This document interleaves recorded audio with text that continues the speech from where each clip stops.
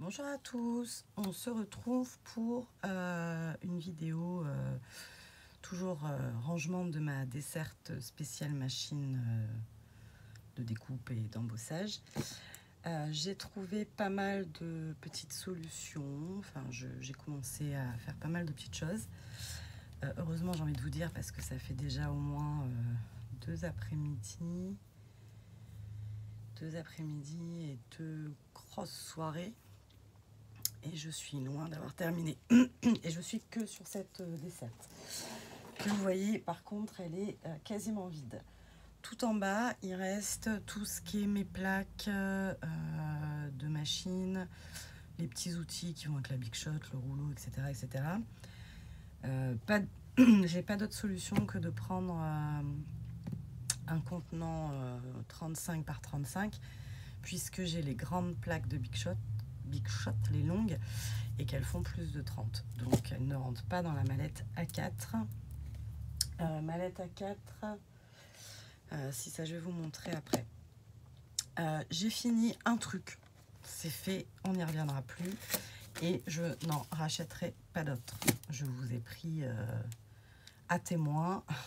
Si vous me voyez en racheter un, je vous autorise à me flageller sur la place publique. Je parle des classeurs d'embossage. Donc j'ai fait toutes mes fiches. Alors, aider. Oh, j'ai un chat dans la gorge. Je sais pas si c'est Roméo ou Régis. J'ai fait tous les modèles de classeurs. Alors, c'est pas très facile à voir. Voilà. Donc j'ai essayé sur la mousse. J'ai franchement un résultat minable. Donc je pense que c'est cette mousse là qui ne convient pas. Au final, c'est peut-être qu'elle est trop épaisse alors qu'elle fait que 2 mm, mais à voir. Je sais pas, il faut que je me penche sur la question. Donc des classeurs d'embossage, mon fils m'en a fait 19. Et je sais pas combien il y en a, je les ai pas comptés. J'aurais dû 3, 4, 5, enfin ça vous intéresse peut-être pas, 6, 7, 8, 9, 10, 11, 12, 13... ouais. 21, 22, 23, 24. Alors ceux-là, ils sont un peu bizarres parce que bah, y avait de l'encre sur les trucs. Donc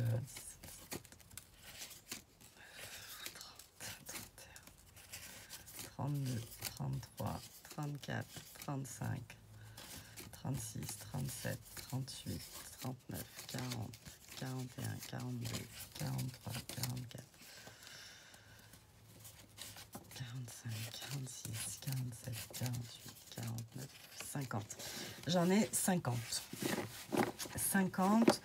Il y en a 10, c'est des tout petits, c'était les bordures, enfin c'était les tout petits dies qu'il y avait chez Action passé un temps. J'en ai des super beaux, j'en ai un Caramel, mais regardez-moi cette beauté quoi. C'est un Caramel Studio et voilà, je m'en suis jamais servi. Bref. Après, il y a les très beaux de Studio Light, hein, ceux avec les découpes et tout, c'est trop joli. Et je vous disais, j'ai ceux d'Action, là je les trouve plus, donc il y en a 7 ou 8 qui sont tout petits. Donc, et j'en ai 2 que j'avais offert avec ma petite bébé machine. Donc ça fait ouais, j'en ai quand même, j'ai 50 designs et j'ai quand même une quarantaine de grandes matrices. Donc j'ai fait tous les embossages sur du format 10,5 par 15, voilà, du A6. Et je suis contente. De toute façon, je ne peux pas en mettre un de plus, hein, mais j'en ai retiré quand même. J'en ai que je pense que je vais faire un groupe Facebook sur lequel je vais mettre en vente mes articles. Bah là, en l'occurrence, donc les classeurs d'embossage, j'en ai quelques-uns que je vais pouvoir mettre en vente. Donc je les vendrai vraiment à des prix dérisoires. Déjà d'une, parce que je ne sais plus combien j'ai acheté. Si, en principe, ils viennent tous d'Action ou de Noz. Mais bon, voilà.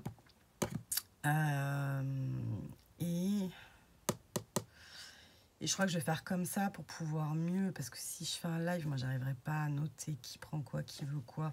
Bon, je sais même pas si ça intéressera des gens. Enfin bref, je vous le préciserai plus tard. Donc 50 plaques d'embossage dans ma boîte Soluscrap. Elles sont toutes là. Enfin, ils sont tous là, mes classeurs. Et la boîte est pleine. Hein. Je pense pas que je puisse en rajouter beaucoup. Ouais, un ou deux ou trois, mais bon, ça m'intéresse pas. J'ai déjà bien assez là pour le coup. J'ai déjà bien assez de design. Il faudrait vraiment qu'ils sortent un modèle. Je ne sais pas quoi, mais pour que je me... Voilà, parce que je pense que là, si déjà je m'en sers une fois de chacun pour faire quelque chose, ce sera déjà pas mal. Donc les classeurs d'embossage, c'est fait. Je vais trier mes fiches. Donc ça, les classeurs d'embossage, je vais les laisser tous ensemble. Je vais juste peut-être classer mes fiches un peu par thème, genre classeur avec des coupes. Voilà, sans précisément les identifier. Et hop, je vais utiliser pour les mettre ensemble.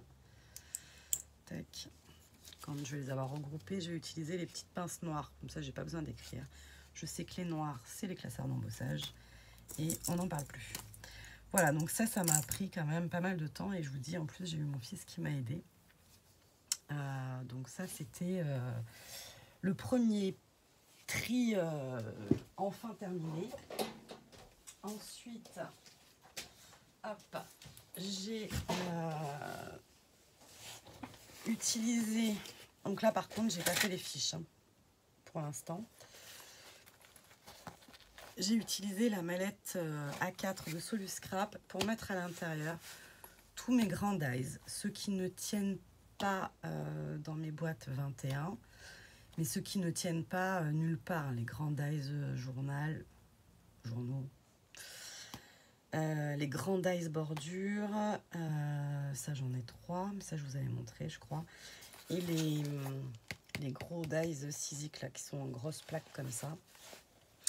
Donc voilà, donc ça ce sera ma première mallette qui sera consacrée aux dies qui ne rentrent pas ailleurs. Et j'aurai donc, je vais m'acheter une mallette 30-30. Je sais pas ce que j'ai. Une mallette 30-30 pour mettre tout ce qui est outils à l'intérieur. Ça, je sais que c'est quelque chose que je vais racheter parce qu'effectivement, ça va bien aller dans mon concept. Pourquoi j'achèterais une mallette plutôt qu'une boîte? J'ai des boîtes en 35 par 35 que j'avais trouvées à Carrefour. Donc elles sont pas si mal que ça. Hein. Surtout pour le prix. J'essaie de vous en attraper une. Hop, vous voyez, c'est celle-là. Donc c'est des boîtes, je sais pas, bref. Donc dans celle-là, les papiers 30-30 rentrent. Mais déjà, enfin, la taille, elle est adaptée parce que c'est... plus, c'est pas possible, quoi. C'est trop lourd, en fait. Et du coup, comme c'est lourd, ben, ça fragilise les boîtes et elles pètent. Donc, je ne peux pas mettre mes outils de machine à l'intérieur parce que ça va les péter, quoi. Alors que le tissu, ce sera beaucoup plus résistant. Ça, ensuite, j'ai décidé de garder mon classeur de chez Keepers avec mes feuilles aimantées à l'intérieur pour mettre tout ce qui est dies. Hop, c'est vachement pratique. Tout ce qui est dies comme ça, les imbricots. Les imbriqués, enfin nous chez Scrap Plaisir on les appelait les imbricots, je sais pas si ça s'appelle comme ça. Vous voyez, ce genre de dies. Bon, j'ai mis ceux-là aussi, j'en ai pas beaucoup. Ah, là ça a bougé, j'ai entendu. Bon, bref, alors, je vais pas vous faire le déballage de mes dies. Donc ceux-là, du coup, je garde ce classeur pour mettre ça à l'intérieur. Hop. Et je me suis imaginée avec toutes les pochettes vides qui va me rester, où j'aurais pris les plaques d'aimant pour les mettre ailleurs. Je me suis imaginée pourquoi pas ranger mes stickers à l'intérieur. À voir. Ça, ce sera dans le prochain épisode dans 10 ans. parce que là, bah, les dies, je m'en sors pas quoi. Mais bon, c'est pas grave, je vais y arriver. Hein. Je vais y arriver. Je sais plus si je vous avais montré. Du coup, j'ai fait des petites boîtes, mais je crois que je vous ai montré déjà. Enfin, je radote, je sais plus ce que je fais. Comme je fais les vidéos en 25 fois. Donc ça, c'est des dies. Et là, j'entends qu'il y a des dies qui bougent. Et alors là, vous allez rire ou pas, parce que là, moi, j'entends que ça bouge beaucoup, donc ça me plaît pas du tout. Mais j'ai vraiment la flemme de recommencer. Ouais, non, il y en a qu'un qui bouge en fait, un ou deux. J'espère que ça va pas tout tomber, hein. On est d'accord. Croisez les doigts pour moi, s'il vous plaît. Merci. Et je vais vous expliquer le pourquoi du comment. Ouais, ça a bougé. Croisez les doigts. Bon, je le penche pas plus. Celui-là, il a un défaut. C'est le premier que j'ai fait. Et en fait, sur les plaques aimantées de chez Keepers, là, celles qui sont dans les pochettes, donc elles sont comme ça, à l'intérieur d'une pochette un peu carrée. J'en ai pas sous la main, mais je vous les ai montrées déjà dans le classeur à l'instant. Et bien en fait, il y a un sens. Il y a un sens qui aimante. Et l'autre, il est aimanté de fait, mais pas plus que ça. Et je m'en étais pas aperçue. Et donc, vous voyez, là, mon dies, bon, bah, il tombe parce que je sais, enfin, elles sont fines hein, quand même, les feuilles, mais elles sont souples. Ça résiste quand même si on les prend correctement. Et si je le mets de ce côté-là, ça n'aimante pas. Et en fait, quand elles sont dans les pochettes, du fait qu'il y a du poids sur ce côté-là qui aimante, et ben les dies aimantaient quand même de l'autre côté. Donc pour moi, il n'y avait pas de sens. Et en fait, il y a un sens. Et hier soir, quand donc celle-là, je pense que j'ai dû en mettre une à l'envers. Donc elle aimante, mais vite fait, quoi. Et hier soir, je mets mes feuilles. Je prépare ma boîte, hein, donc hop, tac, j'ai fait comme ça. Et je pose mon dies. Et là, orage au désespoir, mon dies tombe. Et là, je me dis, il y a un gros problème, quoi. Pourquoi mon dies, il tient pas? En plus, c'était un dies comme ça, tout simple, qui n'était pas tordu, qui n'était rien. Donc, je me suis dit, c'est la loose, quoi. J'en essaye un autre, ça tombe, ça tombe, ça tombe. Et c'est enfin... Et j'avais fait la même chose de l'autre côté, donc ça ne marchait pas des deux côtés. Donc, je prends une feuille aimantée, je pose mon dies dessus, à part, et là, il tient. Et là, je me dis, c'est quoi le délire?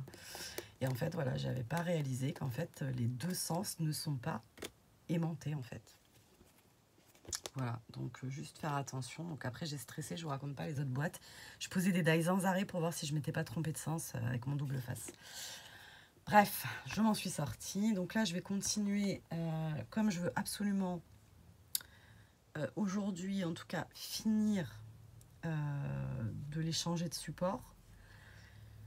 Bon, je pense pas que j'ai assez de boîtes avec 10, ça sera sûrement pas suffisant, mais bon, au moins je veux avancer le plus possible. Donc là, je vais arrêter de faire les fiches parce que, alors, je vous explique, normalement, avant de les ranger dans les boîtes, ou on peut le faire après, mais bon, moi je voulais tout faire d'un coup, c'était plus facile pour moi. On fait ces découpes. Donc celle-là, c'est la seule grande que j'ai fait parce que je l'ai mise dans une boîte. Après, les autres, elles sont dans le classeur, donc je les ai pas encore fait. Je ne sais pas si je vous avais montré, là j'ai photocopié pour gagner du temps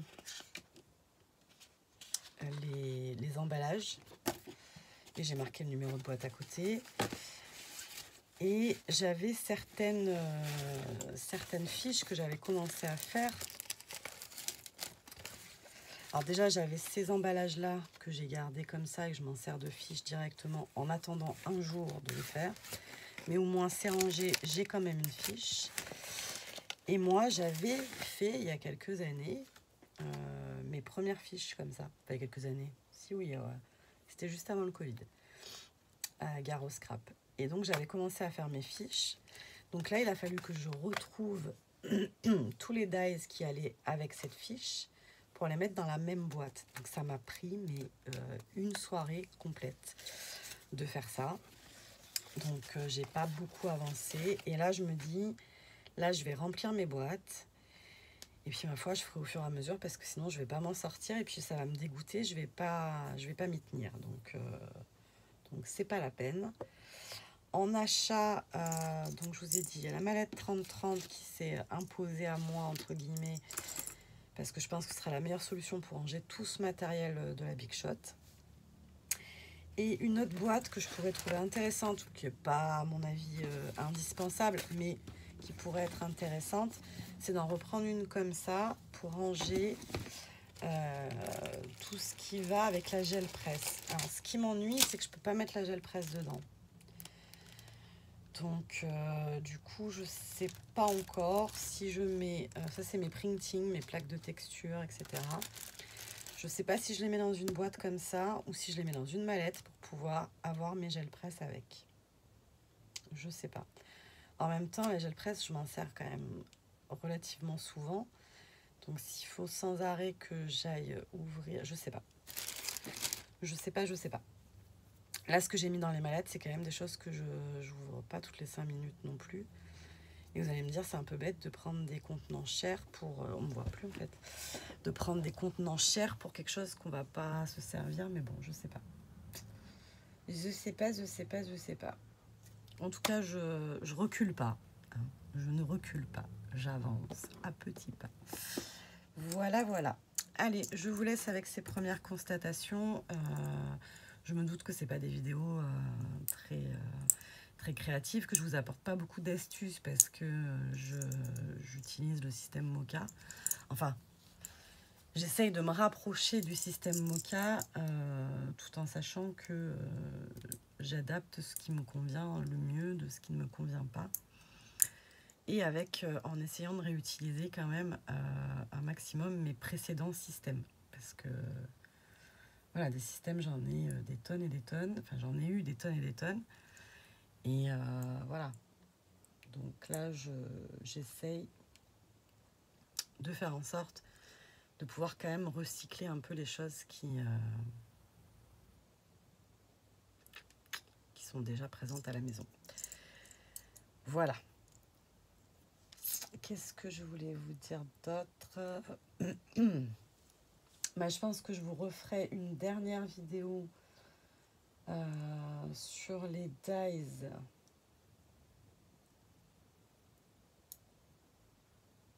Peut-être pour vous montrer voilà, le rendu final de ma desserte après. Donc elle était pleine à craquer, hein, puis elle n'était pas fonctionnelle. Du coup, parce qu'évidemment, quand c'est plein à craquer, on ne peut plus attraper. On n'arrivait pas à passer la main pour attraper les classeurs d'emboussage. Je dis pas que je vais m'en servir plus maintenant, mais bon, au moins, ils sont mieux organisés. Voilà. Donc, je vous ferai peut-être une dernière vidéo sur les dies. Et puis, on enchaînera avec... Là, il va y avoir toute une série, hein, parce que ça ne va pas se faire en 5 minutes, hein, parce que si à chaque fois, je dois racheter des choses... vous imaginez bien que je ne vais pas pouvoir acheter sans arrêt. Puis que je vais être frustrée d'acheter du rangement à la place de produits. Mais bon, produits, j'en manque pas non plus quand même. Il faut dire ce qui est. Après, je pense que quand on trouve les... En fait, trouver les rangements adaptés à son matériel, ça change tout, quoi. Ça change tout. À son matériel... mais plutôt aussi à l'espace en fait qu'on a autour de soi. Moi je sais qu'il faut en fait, là, je le constate là par exemple, j'ai mon panier, dès que je touche à quelque chose, il y a quelque chose qui tombe, ça c'est sûr. J'ai ce panier Easink, donc j'ai tout ce qui est de la marque Easink, donc des sprays, des peintures textiles, etc. Sauf que je peux rien mettre par dessus. Donc du coup, il reste ça au-dessus de l'étagère qui n'est pas exploité, alors que j'ai besoin de place autour de moi. J'aime bien avoir mes affaires pas loin. Donc du coup, c'est un peu dommage parce que je me retrouve avec un espace perdu. Donc espace qui n'est pas vraiment perdu puisque j'y jette ma gel presse. Mais par exemple, voilà ce qui arrive, quoi. Donc le matériel coûte cher, les rangements coûtent cher, même si on n'achète pas du Solus Scrap, quoi qu'il en soit, la multiplication des boîtes et des supports coûte cher, sauf si on fait énormément de récup. Mais moi, le problème de la récup, c'est qu'il faut en prendre soin. Zabou a fait un rangement pour ses mousses. Moi, dans mon organisation, dans ma vie, comme je fonctionne, si je mets une boîte en carton pour un rangement permanent, allez, on va être généreux, on va dire 1 mois, mais déjà c'est large. La boîte, elle est grabouillée, elle est pliée, parce que moi, j'ai besoin que ce soit résistant, parce que je prends pas soin. C'est un peu ça quand même. Je vais puis je vais empiler, puis je vais donc voilà, il me faut quand même des choses résistantes, voilà, résistantes et qui optimisent la place. Et Solus Scrap, c'est vrai que ça optimise la place. Il n'y a pas, on peut le tourner dans tous les sens qu'on veut. Moi, je vois pour mes tampons, j'ai fait un autre choix que Solus Scrap pour l'instant. Parce que voilà, mais quand je regarde mon meuble à tampons, je serais curieuse d'avoir tous mes tampons rangés dans des boîtes Solus Scrap et de pouvoir comparer la différence de place que ça va prendre. Parce que là, pour les dies, du coup, comme j'utilise plusieurs supports, je ne me rends pas bien compte. Bon, je vais tout remettre dans la desserte pour voir ce que ça donne. Mais au final, voilà quoi, je me dis... je sais pas. Je sais pas du tout. Là, j'arrive pas vraiment à visualiser si j'ai vraiment gagné de la place en faisant comme ça. En tout cas, c'est sûr, j'ai gagné en praticité, ça, c'est sûr. Les classeurs d'embossage, j'ai gagné de la place, c'est évident. Et en praticité, parce que là, ils sont tous au même endroit, dans une boîte fermée. J'ai juste à prendre ma boîte, à l'ouvrir et à sortir. Avant, je me disais, c'est trop bien parce que je peux les consulter comme ça. Mais vu que j'arrivais pas à sortir le panier de la desserte, c'était pénible, etc. Donc ça servait à rien. Bref, voilà, vous voyez, je suis en plein. Et là, je voudrais bien finir ça pour pouvoir faire du scrap, quoi, parce que c'est bien gentil tout ça, mais je scrape pas, même si... Et en plus, ça me donne plein d'idées, parce que, vous voyez, quand vous feuilletez ça et vous vous dites, mais j'ai ça, moi, à la maison, et je m'en sers pas, alors que ça aurait fait clairement... ça fait des super fonds de cartes. Je me dis, c'est quand même dommage. Dommage. Donc voilà. Allez, je vous fais des bisous et je vous dis à très vite. Là, je pense qu'il va y avoir pas mal de vidéos ces prochains temps. Parce que j'en ai fait pas mal. Là, j'en ai déjà 4 ou 5 de faites. Donc voilà. Et qu'en plus, Chambéry, ça va aussi apporter des nouvelles vidéos. Donc je pense qu'on est parti pour une série de vidéos... Voilà. Allez, je vous fais des bisous et je vous dis à très vite. Bye bye.